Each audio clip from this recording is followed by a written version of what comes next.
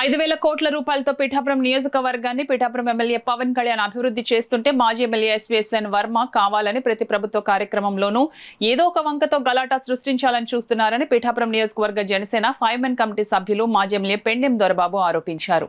పిఠాపురం పాడా కార్యాలయంలో ప్రధానమంత్రి అభ్యుదయ యోజన పథకం కార్యక్రమం నిర్వహించారు. ఈ కార్యక్రమానికి ముఖ్య అతిథులుగా డీసీసీబీ చైర్మన్ తుమ్మల రామస్వామి బాబు, మాజీ ఎమ్మెల్యే దొరబాబు, ఓదూరి కిశోర్ హాజరయ్యారు. ఈ సందర్భంగా లబ్ధిదారులకు ఈ పథకం ద్వారా మంజూరైన సామాగ్రిని అందజేశారు.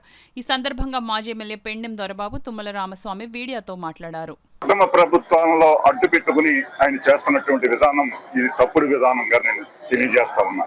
ఎందుచేతంటే పవన్ కళ్యాణ్ గారి యొక్క ఆశయం మేరకు ఈ నియోజకవర్గంలో ఇంకా ఎన్నడూ లేని విధంగా ఈ 175 నియోజకవర్గాల్లో ఏ నియోజకవర్గంలో లేని విధంగా పడా ఆఫీసు కావచ్చు, అభివృద్ధి కావచ్చు, సంక్షేమం కావచ్చు, అన్నీ కూడా ఇంతలా జరుగుతూ ఉంటే ఈ ఒక్కరే ఎందుకు ఈ రకంగా ప్రతి మీటింగ్లోని ఈ సంఘటనలో ప్రతిసారి కూడా ఇలాంటి విషయాలు మీ అందరికీ తెలుసు, మీడియాకి తెలుసు, మొత్తం అందరికీ తెలుసు.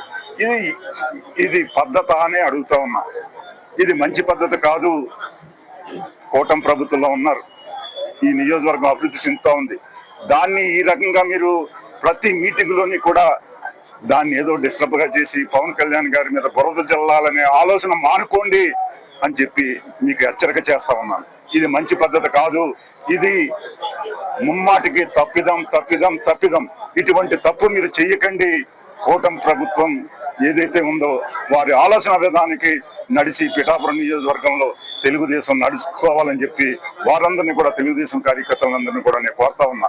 ఎందుచేతంటే వైసీపీ ఉంది, జనసేన ఉంది. కూటమి ప్రభుత్వంలో ఏళ్ళే వచ్చి డిస్టర్బెన్స్ చేయడంలో అర్థం ఏంటో మీరందరూ గమనించవలసిన అవసరం ఉంది అని చెప్పి తెలియజేస్తాం. ఈ రోజున మేమందరం కూడా బాధపడతా ఉన్నాం. నియోజకవర్గంలో ఇంత అభివృద్ధి చేస్తామంటే పవన్ కళ్యాణ్ గారి మీద పేరు రాకుండా చేయాలనే సంకల్పము, ఆయన ఏ కార్యక్రమం జరిగినా ఆ కార్యక్రమం దగ్గర డిస్టర్బ్ చేయడం అనేది ఇది మంచి పద్ధతి కాదు అని వారికి తెలియజేస్తా ఉన్నా.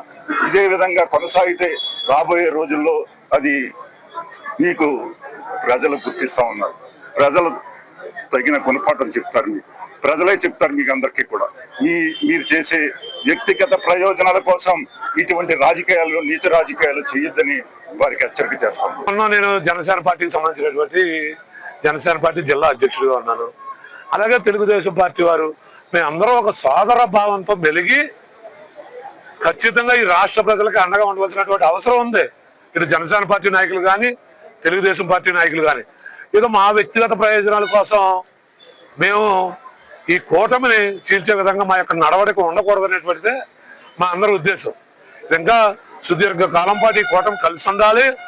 ఈ రాష్ట్ర ప్రజల సంక్షేమం, అభివృద్ధి ఈ కూటమి ప్రభుత్వం, విజనరీ ముఖ్యమంత్రిగా ఉన్నటువంటి చంద్రబాబు నాయుడు గారు, అలాగే పేద బడుగు బలహీన వర్గాల ప్రజల గొంతుకై ప్రచురించే ఒక నాయకుడు ఎవరైనా అంటే పవన్ కళ్యాణ్ గారు, వీరిద్దరూ సమిష్టిగా కలిసి ఉంటేనే ఈ రాష్ట్రం బాగుపడుతుందని ప్రజల యొక్క ఆలోచన మేరకు నాయకులందరూ నడుచుకోవాల్సినటువంటి అవసరం ఉందని ఈ సందర్భంగా తెలియజేస్తారు. జిల్లా అధ్యక్షుడు ఈ ఒక్క మీటింగ్ లోనే అది జరగట్లేదు. ప్రతి మీటింగ్ లోని ఏదో ఒక అంశాన్ని లేవనెత్తుకుని ఒక గడిబిడి కార్యక్రమం జరుగుతోంది. అది వర్మ గారు ఆల్రెడీ ఆయన శాసనసభ్యుడు చేశాడు. ఈరోజు తెలుగుదేశం పార్టీలో ఒక క్రియాశీలక పదవిలో ఉన్నారు. చంద్రబాబు నాయుడు గారితో ఏ విధంగా సంబంధాలు ఉన్నాయో పవన్ కళ్యాణ్ గారితో కూడా మంచి సంబంధాలు ఉన్నాయి వర్మ గారికి. మరి వారు పవన్ కళ్యాణ్ గారు వర్మ గారిని చాలా గౌరవిస్తారు. మరి ఇక్కడ పవన్ కళ్యాణ్ గారిని కూడా గౌరవించి ఏమైనా చిన్న లోటుపాట్లు ఉంటే వారు కూడా సర్దుకోవాల్సినటువంటి అవసరం ఉంది ఒక సీనియర్ నాయకుడిగా. మేము కూడా పెద్దాపురంలో నేను ఇన్ఛార్జిగా ఉన్నాను, జిల్లా జనసేన పార్టీ ప్రెసిడెంట్గా ఉన్నాను, కాకినాడ ఉమ్మడి తూర్పుగోదావరిలో డీసీసీబీ అధ్యక్షుడిగా ఉన్నాను. నాకు ఒక్కొక్కసారి రాదు, మా కేడర్ అడుగుతారు. కేడర్ అడగటం వేరు, స్వయంగా నాయకుడు. ఎప్పుడు నేను మన కట్టబూరులో నాదేదో పేరు వేయలేదని మా కేడర్ అడిగారు, నేను అడగలేదు.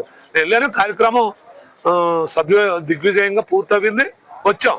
అంతేగా నేను వెళ్ళి గొడవ పట్టడం, లేకపోతే నా ఫ్లెక్స్లో ఫోటో లేదనో, లేకపోతే నేను ఏదో ప్రోటోకాల్లో నా పేరు లేదనో, అది నాయకత్వం అని అది మంచి పద్ధతి కాదు. ఇంకా మనం 15 సంవత్సరాల పాటు కలిపి ఉండాలి. వర్మ గారు అందరూ కూడా కలిపి ఉండాలి.